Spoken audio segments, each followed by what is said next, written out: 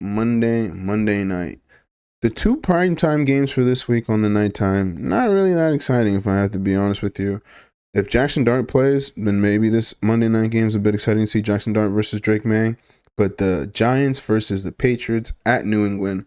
New England obviously favored -7.5, over under 46.5. I'm going to take New England on this one. If Jackson Dart is healthy and playing, potentially switch to the +7.5. Just because Drake May kind of scared me a little bit. They played the Titans. Was it last week? I think it was. Whoever they played last week, they got to a slow start. Didn't get a ton of points on the board, and even that, like we're starting to see a bit of inconsistency with Drake May in those passes. Obviously still getting the wins, but we're starting to see a little crack in those inconsistencies in his passes. Now we've seen the Giants defense break a lot this year and have leads and lose them in the fourth quarter. I don't think the Patriots will go through that. I think the Patriots will definitely come out hotter this week, and maybe Mark Vrabel tries to build some more confidence into Drake May because we're starting to see that inconsistency. I'm going to go against you here. I'm going to pick the Giants to cover this one. I think that the Patriots are good. Obviously, maybe not even good. They're a great team, but they just seem like sluggish. Like they're kind of crawling their way to the playoffs. And I think for that reason, the Giants can come in and at least cover 7.5.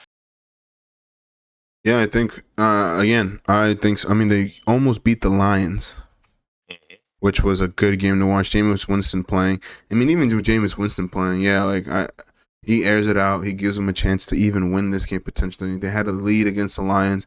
They had to take it to overtime for Jahmyr Gibbs to break one and win, and that defense having to make a stop. They could have won that game, man. They could have won that game. Yeah. Some bad coach calls. Yeah, but this one I trust the coach way more on this one with Mark Vrabel. Give me the Patriots -7.5. Monday night we go head to head. Let's get it. You provide everyone with a MVP to watch for this week. One player who you think is going to perform, maybe even better than people will assume that he's going to perform going into this week. Give us one, maybe two players, something that the fans can look forward to. I mean, listen, everybody should watch Shedeur play. Everybody should watch Shedeur play. Here's why. I don't think Shedeur has a chance to be the MVP this week. Shedeur can also be on fraud watch after this week. So, going against a 49ers defense that's injured, at home, first home game, all that hype, so many eyeballs going to be watching it. Probably be the most viewed 1 o'clock game. 49ers against the Browns. 49ers favored. So obviously the Browns are projected to lose. If Shedeur wins, that he will definitely be an MVP for the week. He has to win that game, though. He can't just hit the cover. He has to win that game. But taking Shedeur out of it and taking all that hype and just narrowing it down to the nitty-gritty. Watch out for C.J. Stroud coming back and leading that Texans offense and riding that defense to the playoffs. Pause. But riding that to the nice down, riding that Joan all the way to potentially win their division. Because if they win this game against the Colts, the number one defense against the number one offense, defense usually wins those games. Yeah. However, if the Colts can't get anything going on offense, very concerned because they just went 3-0 with Davis Mills.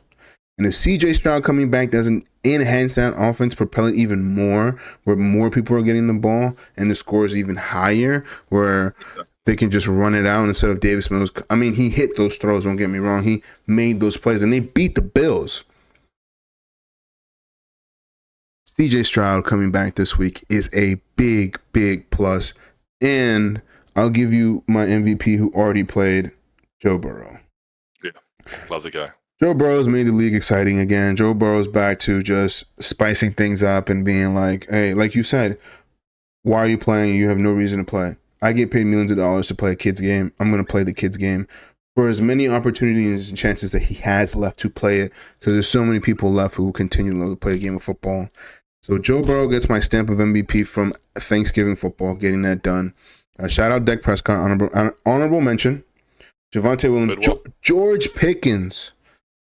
I give him that number one wide receiver spot for MVP this week. I don't care what anyone else does. the George Pickens effect on Dallas's offense and the players, that dog mentality is definitely seeping over there for the Cowboys. Bucky Irving's gonna come back too, so watch out for the Bucks. I'll tell you this though, the biggest upset I can see happening this week is the Titans versus the Jags. My team that I'll put on fraud alert, I'll give you just a quick one. Definitely the Jaguars.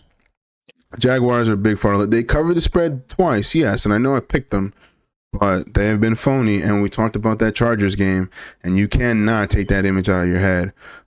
They beat down the Chargers. They do really well, but then sometimes they take the Raiders into overtime. And then you're sitting there like, what's going on here? So very much on fraud alert for me. I hope they win this game. If the Jags don't win this game, I'm done on them for the year. I don't think they'll make a deep run for the playoffs, and Trevor Lawrence should be out. Because it was cool to see him do that play against the Chiefs. Like fall twice, get up, fall, get up, fall, get up, score. That was cool. Yeah. That was cool. That shit ain't gonna slide all the time. And there's some injuries on that defensive side of the ball, but Jags are definitely my number one team to watch out for frauds, and also the Seahawks. I think the Seahawks. Do they have a chance to lose this game? I think the Seahawks aren't necessarily don't have the longevity as we would like to see, and maybe that's because they're just trying to play smart, consistent football and win, and not blow teams out. But if you playing smart, consistent football like the Rams do, we just blow teams out doing that. The Seattle Seahawks, not necessarily, don't say are a bad team, but I don't think they're as good as everyone thinks they are. I can't wait to see them play against the 49ers again with Brock Purdy. But also the 49ers as well. Brock Purdy is a quarterback that I would say to watch out, because Mac Jones could be heading for that starting spot if Brock Purdy doesn't play well.